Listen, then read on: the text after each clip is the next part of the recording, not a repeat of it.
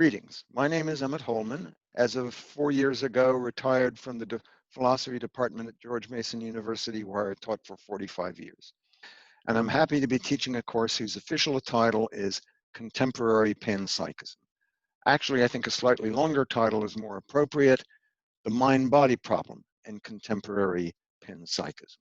So with that in mind, let me explain what the mind-body problem is. This is arguably the hottest topic in contemporary Anglo-American philosophy. It's a problem that arises when we start asking questions about the nature of the mind. And it's called the mind-body problem because the answers to that question are generally classified in terms of how they see the relationship between the mind and the body. Traditionally, there are two main answers to this question. A view known as physicalism, according to which the mind is identical with or reducible to the physical brain. So there's nothing more to the mind than the brain and biochemical reactions in the brain and so forth. The alternative traditional view is dualism, according to which the mind is something non-physical, which causally interacts, which is related to the physical brain and the rest of the physical body in some way, presumably in terms of causal interactions. Now, debates over physicalism versus dualism over the past few decades have led to what many see as an impasse.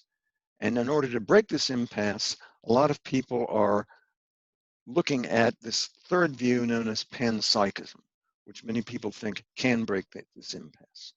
Now, panpsychism is the view that consciousness is not confined just to brains, but at least at an attenuated level, pervades all of nature. At first hearing, this might sound like a throwback to Stone Age animism, but there are respectable arguments on its behalf. And in this course, we'll be looking at the way in which panpsychism bids to break the impasse between dualism and physicalism. Now, if all of this sounds vaguely familiar to some of you, maybe that's because you took a course I offered, I believe, in the fall of 2019 on the mind-body problem, and you can think of this course as a follow-up to that one. But I hasten to add that you don't have to have had that course in order to appreciate what goes on in this course. I'll bring you up to date by hitting some of the high points of that other course, and that ought to do the trick. There will be a fair amount of reading in the course, most of which is accessible online, but I do urge you to buy one book in particular, René Descartes' Meditations on First Philosophy. The details of the readings, how they can be accessed and so forth, will be available on the course syllabus, which I will send you a few weeks before the course starts, which is March 17th on a Wednesday.